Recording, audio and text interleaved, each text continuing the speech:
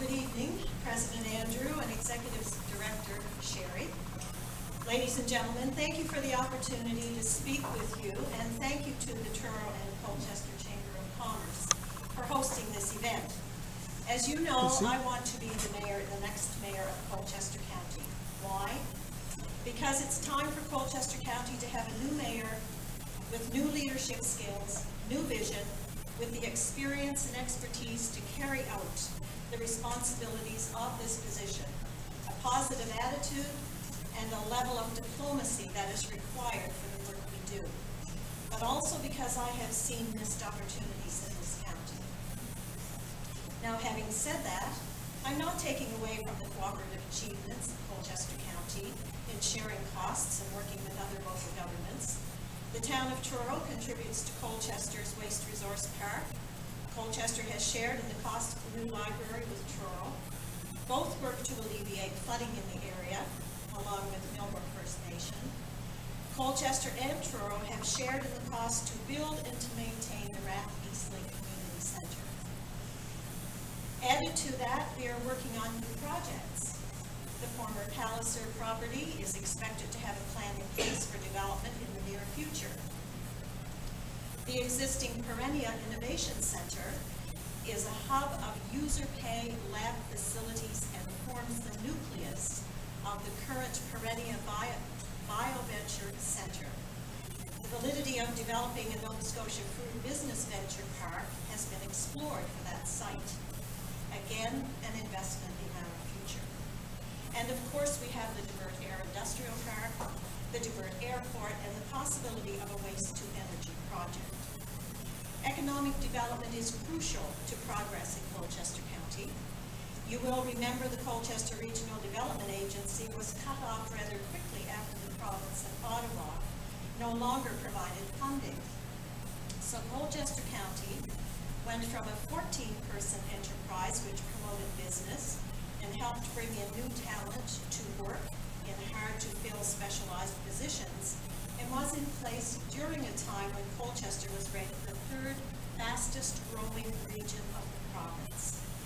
The corridor closure has done with little transition and little or no continuity. We now have a one-person economic development office which can't possibly do the work of 14 people. In November 2014, the Chamber of Commerce submitted a brief to the four councils to consider the beginning of a sharply focused and shared economic development partnership. We knew the REN model would not work for us, but the concept needed consideration. We know Colchester, Truro, Stewiacke, and Millbrook are in a good location to grow. That plan was turned down by Colchester's council, even though the business community had committed $120,000 to begin the partnership. A second version was proposed in April 2015 for the Greater Colchester Partnership, and it too was turned down. In September 2015, an advisory committee was formed, but we need more than an advisory committee. We need ratification. We need to work with the business community and with all levels of government. We recognize that sometimes we have to be firm, while other situations call for negotiation and compromise. We can no longer deal with statements that sound like, and I quote, "I know that you believe you understand what you think I said, but I am not sure you realize that what you heard is not what I meant." Quote. That serves no one. Many of you may recall the Ivany report, which generally said government's role was to be an enabler, not a driver of business. We must provide the infrastructure within our limited budgets, create the atmosphere, set the stage, if you will. Then that will entice business to Colchester County. That requires working with business, having a shared commitment. It means creating the environment that welcomes our young people back. It means slowing down migration and encouraging people to stay here. It means supporting local business. After all, we are all in this together. We can improve. We can work together in a more collaborative manner. I've seen a lot of change over the years in my 24-year political career, in my working career in both the private and public sectors, and being part of a small private family-owned and operated business for 35 years. I've considered it an honor and a privilege to look out for the interests of my community, to serve as my constituents' voice on important issues, and to have their faith placed in me for so many years.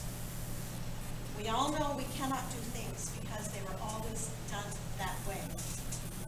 We are capable of honoring our history, our traditions, while at the same time initiating the new with logic, common sense, and vision.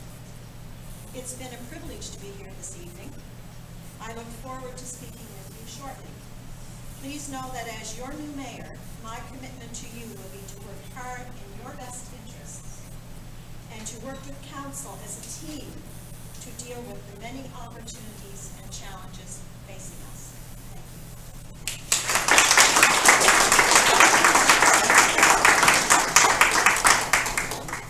Thank you, Christine. I'll now ask Paul Taylor to come forward and share his items. Thank you. Thank you, Andrew. Good evening, everyone, and it's good to see so many of our councillors here today. I think we've got enough for quorum, so good to see you here in support. So I'd also like to thank the Chamber for hosting this meet and greet event tonight, and certainly give us an opportunity to talk about our achievements. And in my case, I think it's not so much my own achievements, but the achievements that we've done together. Previous to becoming the mayor, I've been very involved in the community. I have a lot of experience with community organizations and activities, and also as a business owner and business manager. And whether in sports or fire service or business, I've always been a team player and a team builder. It's certainly been my pleasure over the last 8 years to serve as your mayor, and I've had really the pleasure of working with two good councils in the last 2 terms. Together, we've made a lot of good decisions for the county as a whole. Some regions have a problem with urban-rural issues, and we don't. We work together. Some of the decisions we made were tough ones, but we dealt with them. Each councillor, as having said, each councillor and their council treats each other with a lot of respect, and they have a lot of respect for the chair. Most of our motions are passed unanimously or by a strong majority. Now, some people are amazed at the length of our meetings, and you've probably heard stories of them, and we have cut them back. I think the latest we go now is 11 o'clock, but having said that, it's the reason we take so long. There's 12 of us, and we give each one a chance to speak and have their say. And this has resulted in I think in most cases, much better decisions and a lot of satisfaction around the table. Our council has made a lot of major investments in infrastructure and facilities over the past few years. In doing this, our council is in excellent shape.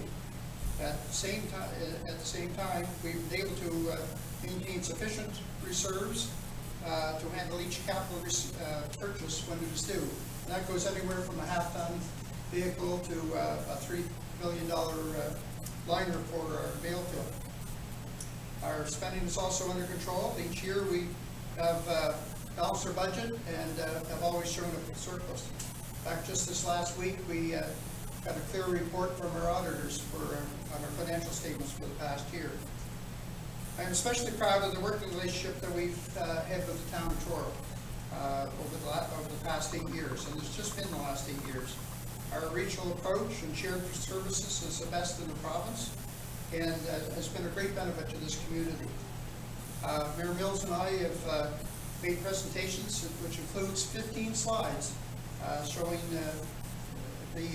all the services that we do share and all the things we work together on. And this includes the wreck, flood mitigation, the library, and now the Fundy Gateway project. This has also levered funds from other levels of government, and which would not have been possible if we weren't working together. I think we've also reached out to the community well. We included the Chamber on our Economic Development Committee and our Fundy Gateway Committee, and we're certainly supporting them with tourism and soon to be a marketing promotions position. just on the, as mentioned about economic development, we're pretty proud of what we've done. We do have one officer, but we do have a committee that's made up of councilors and our and citizen reps. And you know, our thrust has been small business. I think we all realize how important small business is to us. We have a mentoring program, and I know that through that program, we've been able to save 2 businesses. I think it's very important that we save our business, especially our locally owned businesses. I think we, over the past 8 years, we're very proud that we've also have 7 advisory committees altogether with citizen reps on each. All of our council meetings are open to the public. We hold open houses for any new development that we have. And we publish quarterly newsletters. And plus, one thing we started 8 years ago was we had an annual financial update so that we can inform the public on how their money, how their tax dollars are spent or invested. I would like to, I've always had a great passion for everything I've done in this community, and that includes our work on council. I work hard at it. I work with our councilors. 1 minute? Anyway, we're okay. But I certainly like I'd like the opportunity to continue to work with to continue the great work that the county's doing and work with our councilors. Very fortunate that most of them are in by acclamation, and I certainly look forward to working with them again. We have a new CEO, which I was part of a team that hired him, and he's going to do a great job, and we have a great staff. So I look forward to working the great working relationship we had and to continue with this strong success. So with that, I'd like to thank you again for inviting me, and I look forward to talking to anybody one-on-one after. So thanks very much.